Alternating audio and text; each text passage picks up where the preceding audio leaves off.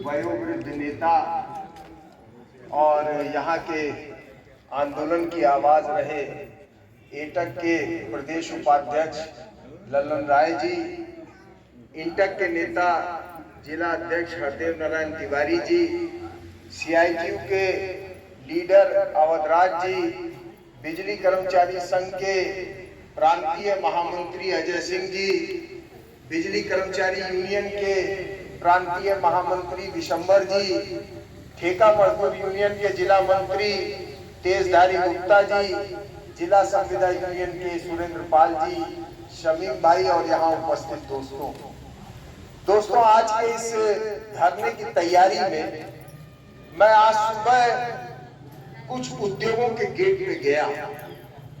हमारे बीच में एक लड़का आया है, मैं हिंडाल्को के गेट पे खड़ा था। मैंने पूछना शुरू किया कि भाई तुम क्या करते हो? उसने बताया कि मैं हेल्परी का काम करता हूँ। हमने पूछा कहाँ तक पढ़े हो? तो कहने लगा कि मैं MA हूँ, BEd।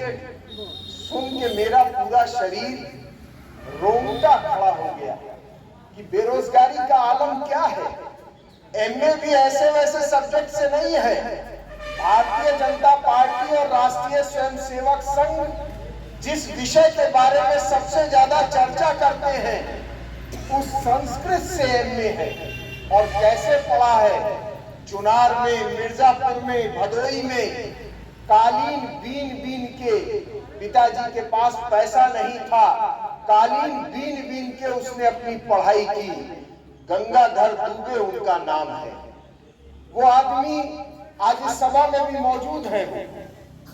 हमने देखा जब हम मजदूरों से बात करने लगे तो हमने पाया कि कनौड़िया केमिकल्स और हाईटेक कार्बन, उसके अंदर सूचना क्रांति के इस दौर में जब सुप्रीम कोर्ट ये कहता है कि इंटरनेट फंडामेंटल राइट है आज के दौर का, हर आदमी को उपभोग करने का अधिकार है जम्मू कश्मीर के मामले में, उस दौर में हाईटेक कार्बन में और कनौड़िया जो आदित्य बिरला केमिकल्स हो गया है, वहां मजदूरों को मोबाइल ले जाने पे प्रतिबंध लगा दिया गया है। मोबाइल को अंदर नहीं ले जा सकते।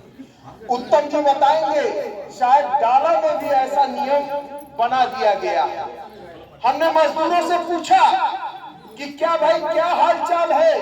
7 साल फैक्ट्री में वो काम करते हैं, अपनी जिंदगी का एक बड़ा वक्त वो उत्पादन में लगा देते हैं, पैदा करते हैं। हमने उनसे पूछा कि ग्रेच्युटी मिलती है? कहने लगे नहीं साहब, रिटायरमेंट के बाद हमको ग्रेच्युटी का भुगतान नहीं होता। क्यों नहीं होता? ग्रेच्युटी एक्ट का सेक्शन 2 ही साफ कहता है कि ग्रेच्युटी देने की जिम्मेदारी प्रिंसिपल एम्प्लॉयर की है, ओनर ऑफ द फैक्ट्री। वो ग्रेच्युटी देने के लिए जवाबदेह है। लेकिन यहाँ से लेके चुनाव तक किसी भी फैक्ट्री में ठेका मजदूरों को ग्रेच्युटी का भुगतान नहीं किया जाता। पहले से ही आप जानते हैं, परमानेंट नेचर के काम में जिस काम को कराने के लिए 60,000 70,000 NCL के लोग मौजूद हैं, 1 लाख 1.5 लाख तक की तनख्वाह पाते हैं। परमानेंट नेचर का जो काम है उस काम को लूटने के लिए कॉन्ट्रैक्ट सिस्टम में कराया जा रहा है।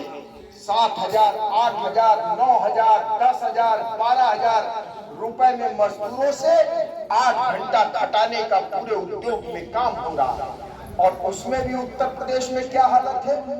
2019 से मिनिमम वेज का बेस रिवीजन नहीं किया गया।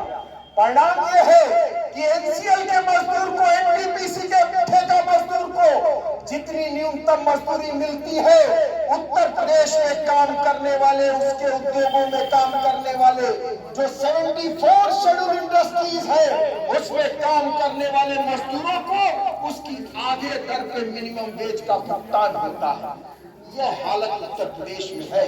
मैंने कल पत्रकारों से वार्ता की, पत्रकारों ने हमसे पूछा, हमने कहा कि साहब हिंदुस्तान, यह देश एक संविधान से चलता है जिसको आजादी के आंदोलन के नायकों ने बनाया, जिसमें महात्मा गांधी का दिल लगा था, जिसमें पंडित जवाहरलाल नेहरू का दिमाग लगा था, जिसमें डॉक्टर अंबेडकर की लेखनी लगी थी, वो संविधान तैयार हुआ था।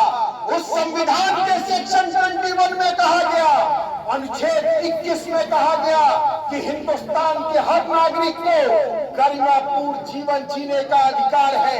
43 में व्याख्यायित किया गया कि डिग्निफाइड लाइफ के लिए मिनिमम वेज, जीवन निर्वाह भत्ता, मजदूरी का प्रावधान भारत सरकार करेगी। इस महंगाई में जब टमाटर भी 200 रुपया किलो है, अरहर की दाल 180 रुपया किलो बिक रही है, सरसों का तेल 180 रुपया किलो बिक रहा है, उस समय 300 रुपए, 350 रुपए, 400 रुपए दिहाड़ी में मजदूर अपने परिवार का पेट नहीं पाल पाएगा, भूखे पेट उसको जीवन चलाना पड़ता है। और मोदी सरकार ने क्या किया, इन्होंने लेबर कानून खत्म कर दिए, नए लेबर कोड लेके आए हैं। क्या है उस लेबर कोड में? उस लेबर कोड में कहा गया कि काम के घंटे 12 कर दिए जाएंगे। कोविड के बाद हमने महाराष्ट्र में, कर्नाटक में, गुजरात में जो हमारे मजदूर काम करने जाते हैं सोनभद्र जिले से पलायित होके, उनसे हमने बात की, पूछा कि क्या माहौल है। सबने बताया कि साहब काम के घंटे 12 हो गए, जो 3 शिफ्ट ड्यूटी होती थी वो 2 शिफ्ट ड्यूटी हो गई। 12 घंटा काम का मतलब क्या होता है? 12 घंटा काम का मतलब होता है 15 घंटा, 16 घंटा, 17 घंटा, 18 घंटा वर्किंग। आदमी नहाएगा, धोएगा, खाएगा, टीवी देखेगा, पत्नी और बच्चों के साथ गुजारा करेगा।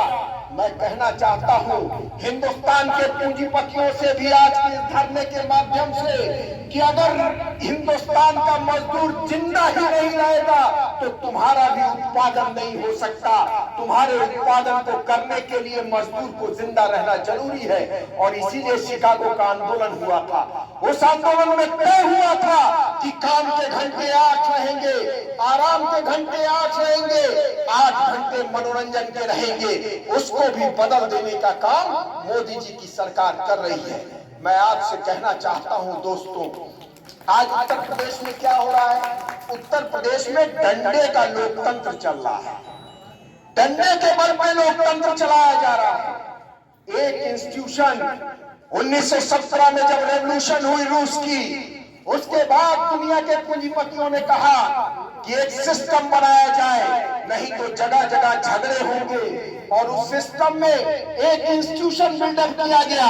उस इंस्टीट्यूशन का नाम था ट्रेड यूनियन।